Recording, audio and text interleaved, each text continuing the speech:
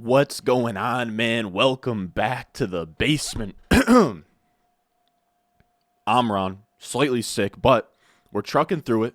I'm hopping on here to give you guys 5 must-starts for Week 16 fantasy playoffs. I go through, do my weekly rankings for the patrons, then I bring to you guys my must-starts, my guys. I compare them to the expert consensus rankings on Fantasy Pros and tell you who I'm higher on than consensus. So let's not waste any time. If you enjoy, make sure you're down below, subscribe, leave a like.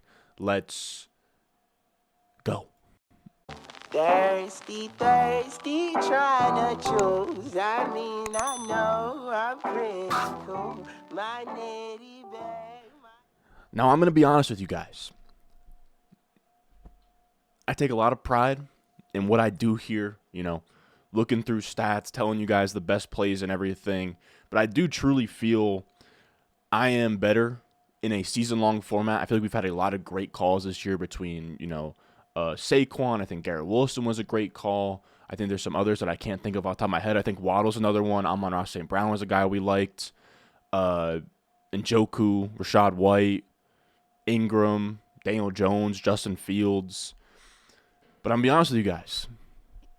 These must-start videos have been a little bit rough recently. I think the last one we just did, I might have bricked all 5. And on top of that, I went on to the Underdog Fantasy Show with Josh and Hayden, and I think I bricked all 5. It was Christian Watson, Deonta Foreman, Aaron Rodgers. None of those guys played well. Kamara. And there were some others I can't even think of off the top of my head. But I bricked all of them. I just want to say, week to week, football is so random. You could have all the stats in the world make sense. This is a great matchup. Everything looks good. And then the player could pull a hamstring in the first play of the game, be done, right? So when you are making, not calls, but when you're analyzing the game, I think it's much, not easier, but I just think it's less random over an entire season, right? So I think that's where I'm better suited. I'm still going to give it my best when it comes to these. I'm just giving that big disclaimer because football is insanely random week to week, right? Nobody thought in August that Zay Jones and Jerick McKinnon would be the answer to making it past round 1 of the fantasy playoffs. So every week is super random. These are 5 guys I like this week, but at the end of the day, this is a 1-week season, right? Week 16, week 17, your entire season's on the line. So I wouldn't leave that choice in my fate. I'm just saying, make your own decisions. Week to week, things are extremely, extremely random. These are just my leans for this week. Now, when we talk through these players, I have Joe Mixon here as a guy that I like this week. And I've seen him get in some disrespect. Expert consensus has him as RB15. He's my RB9, so I'm 6 spots higher. He's going to be playing in New England. Now, a huge, huge storyline for these games on Saturday, Sunday are the weather. And I think Roto Grinders, I'm going to try and remember to link it down below. Roto Grinders has a great article that goes through all of them. If you just look up Roto Grinders, week 16 weather, that should come up. And they have pretty much analysis for every single game that's going to have bad weather. And for this game with the Bengals at the Patriots, the quote here is game time temperature is going to be in the 20s with a 10 to 15 mile per hour wind. It's not ideal, but it's not really going to impact the game in a big way, right? It's going to be cold. The wind is going to be slight, but it's not going to be awful. So I think it's going to be fine. It should be cold here. And I think that's actually going to skew towards the Bengals wanting to run the ball more, right? If it's cold, if it's a little bit windy, they're going to want to put the ball in Joe Mixon's stomach. Now, when we talk about Joe Mixon, he's been a little bit of a tough start recently. The last 2 weeks, he came back from injury. P. Ryan's still been eating into his workload, and he's been at about 11 points per game the last 2 weeks. That is not RB1 numbers. That is not what you drafted him to do. But I think this might be the week where he turns to the corner and starts playing like an RB1. Last week, his usage was absolutely fine. If we look here, this is his expected points per game. He was expected for 20.2 points last week. This is just from last week. Based on your volume, how many points should you have put up? So your carries, your targets, your red zone touches, your snaps, all of that, or not snaps, but all of that, receptions, what should you put up? He was supposed to put up 20.2 PPR points last week. And as you can see, all of these guys, right, he was one of 5 running backs with a 20 or better usage. And we look through all of these guys, McCaffrey was right there, 0.2 over expectation, 0.9, 1.5, right? That's the plus minus. Derrick Henry outperformed his by 5 points, and then Joe Mixon underperformed his by 9.7, which is absolutely wild. So again, the usage was there, the volume was there. He just got a little bit unlucky. Now, against New England, the matchup isn't great on paper, but I think the volume will be there. I think he's back to his old role, and I think that they are going to lean on the run a little bit, especially in close on the goal line in this weather. I like Mixon as a decent bet to score like a touchdown or two and give you probably like 80 to 100 all-purpose yards in what's going to be a pretty nasty slate this weekend. After that, we have Kenneth Walker, who is my RB10. He's consensus RB18. I'm 8 spots higher. He's going to be in Kansas City. Now, I know that this is questionable. Kenneth Walker, as of right now, he was banged up earlier in the week, but Pete Carroll's going to say he's all good to go. So, of course, just, read the injury report, all of that before that game happens. Now, when we talk about whether it's going to be in Kansas City, outside, it's going to be pretty brutal where, the fans are going to be going crazy. And this is the quote from Roto Grinders. The temperature is going to be in the single digits with a 10-mile-per-hour wind. Brutal weather in general, but because of the light winds, it won't be hugely impactful to the game itself. So it shouldn't really impact the game, passing, rushing the ball. It's just going to be awful to sit in. Like if you're a fan sitting in single-digit weather or single-digit temperature weather with 10-mile-per-hour winds, that's brutal. But for the game itself, and there's heaters on the sideline and everything, it should be okay. So I love Kenneth Walker this week because the cold weather shouldn't be a huge issue. They're going to be on the road as 10-point underdogs here. Vegas thinks that they're going to be trailing the entire game versus the Chiefs, which on paper doesn't really bode well for Kenneth Walker. We all view him as a Nick Chubb, Derrick Henry type back, really good between the tackles, a rushing specialist, not much of a receiving back. But I think Walker is going to be used more than we think in the passing game. He had 5 targets, 4 catches, 32 yards through the air last week, which was his second best receiving performance to date. And his best receiving performance came against the Buccaneers when they were trailing the entire time in Germany. And if we look at his utilization report from Dwayne McFarland, again, I mentioned this all season long, but amazing article, amazing stuff that he does over on PFF. I believe that he's on Fantasy Life now. Kenneth Walker's passing game usage spiked last week.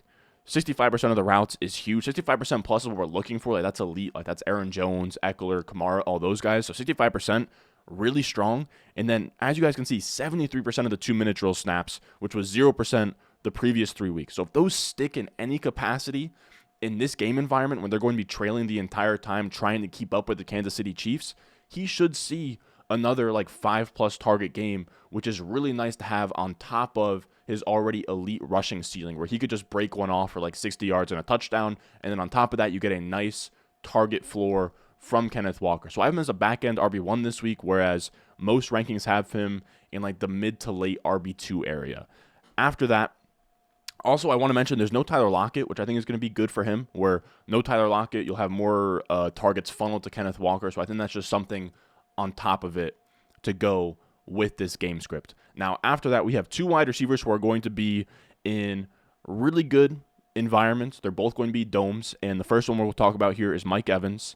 He is going to be in Arizona, which is a dome. He's my wide receiver 16. Consensus is wide receiver 20, so 4 spots higher, and I think it's huge to have these passing game components, especially like running backs in bad weather. I think you can get away with, but wide receivers and domes are going to be at a premium this week because there's going to be a lot more. It's a lot better environment to have a high scoring affair. That's such a weird, like when you hear that on TV and stuff, and it's like, oh, it's gonna be a high scoring affair. It just sounds weird just because of what an affair is or whatever. Now, regardless, no temperatures, no heavy winds here, and Evans has been incredibly due here. It feels like he has been absolutely cold for like the last 8 weeks. Like he started out very strong and then he struggled since then. But over the last 2 weeks, he's the wide receiver 15 in expected points per game, and he is underperforming that by minus 4.6. He is instead the wide receiver 38 in points per game, and again, he should be the wide receiver 15. So I think that he's going to still see the volume he's been seeing, the usage he's been seeing. He's going up against the Cardinals, who aren't a great defense by any stretch. And they're going to have Trace McSorley on offense. I think there's going to be a lot of turnovers, a lot of short fields for the Buccaneers to get in close and score. I like Mike Evans to have a nice spike week this week. Like it just it feels like a Mike Evans, like 20, 25-point game. At the very least, it feels like a 5-catch, 60-yard or like 5-catch, 70-yard and like a back shoulder fade in the end zone, kind of like the Cowboys game from week 1. That's what it feels like we're seeing here for Mike Evans. If you have him on your bench, I can't imagine you have many better options out there. I would be wanting to get him into your lineup. He could, be sort of like McKinnon, like Zay Jones were last round, where he gives you a spike week that just advances you to the next round. We know Mike Evans has a 40-plus point game in his back pocket at any time. After that, we have Jerry Jeudy, who I don't feel as strongly about, but I wanted to mention him. He's my wide receiver 23, consensus wide receiver 27, so 4 spots higher. He's going to be in a dome as well, in LA versus the Rams. He's a fine wide receiver 2 for me this week, and it really hinges on Courtland Sutton. So make sure you're aware of Courtland Sutton and what he's looking like on the practice report or the injury report. Right now, he's been getting limited practices in, dealing with a hamstring injury. I would say he's like a 50-50 shot to play.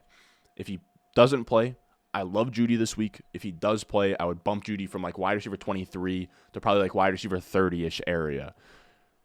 So moving forward, assuming Sutton doesn't play, we get Russell Wilson back this week. Jerry Jeudy has been pretty good over the last 2 weeks. He had that crazy spike week with like 3+ touchdowns, but after that, last week, he still put up like more than 14 PPR points. He's been at 8 or more targets over the last 2 weeks. He's been featured in this offense. If there's no Courtland Sutton, he's going to be peppered with targets versus a passing defense in the Rams that have been pretty bad. They're bottom my goodness. They're bottom 5 in EPA per pass play, which is expected points added, just defensive efficiency on a per play basis. They've been bad. They've given up explosive plays at a top 5 rate as well, which are, I believe that they're passing plays of 15 or more yards. So they're allowing big plays. They're not very good against the pass. It's going to be low scoring, but I do think that Jerry Jeudy should get his like 7 to 8 targets in this game. Now our last one here is going to be Danny Dimes. He's going to be playing in Minnesota. He's my QB8, consensus QB11. I'm 3 spots higher. And I love Daniel Jones this week over a lot of the big-name quarterbacks. I like him over Deshaun. That's going to be an absolute brutal weather game, that Browns-Saints game. I like him over Brady. I like him over Aaron Rodgers. I think you can even make the case to have him over guys like Geno Smith and even Justin Fields, who is going to be in an awful weather game in Chicago. In a slate full of awful weather, Daniel Jones gets to be in a cozy dome in Minnesota, which has just absolutely been great for high-scoring games. That Minnesota spot has just allowed that 60-plus point shootout last week between the Colts and the Vikings. There's a lot of scoring that happens there, especially with the Vikings defense being as bad as it's been and the Vikings offense being as good as it's been and as fast and as how much they push the pace in Minnesota. The Giants are also pushing the pace. This is the 3rd highest over-under of the slate at 47.5, and Minnesota is really kind to opposing quarterbacks. They are allowing the 9th most adjusted fantasy points to quarterbacks, and they are allowing the most yards to opposing offense over their last 4 games. They are allowing 425 yards on average. I'm not only starting Daniel Jones, but I'm going to say all Giants, but it's really Daniel Jones and Saquon. I would say Slayton is probably like a wide receiver 35-ish type guy, but the Giants should score points here in a game that's going to be in a cozy dome. And on top of that, Daniel Jones is a nice streamer that is only rostered in 63% of ESPN leagues. So if you're out there and, you have a quarterback that you don't feel great about and Daniel Jones is on waivers, I like him as literally a top 8 play this week at quarterback. Now, that is going to do it for us today. If you want the entirety of my week 16 rankings, that'll be on Patreon, patreon.com/Ron Stewart. I update those Saturday morning and Sunday morning. Those rankings are all already out. It's 8:09 here, so the Jets are going to be on soon. I want to say I'm going to get this video up by tomorrow. I'll maybe put it up at like 7 a.m. or something. Maybe a little early morning treat for you guys. But after that, I'll be taking, not like a break, but, it's the holidays or whatever. So I'll probably be back on Tuesday to talk with you guys. And we'll go through some waiver wire pickups, maybe do some top 10 lessons learned. We'll see. So with all that being said, I appreciate you guys watching. Hope you enjoyed. As always, I will see you guys in the next one. I got the juice, I got the juice. Channel, Chatham's on.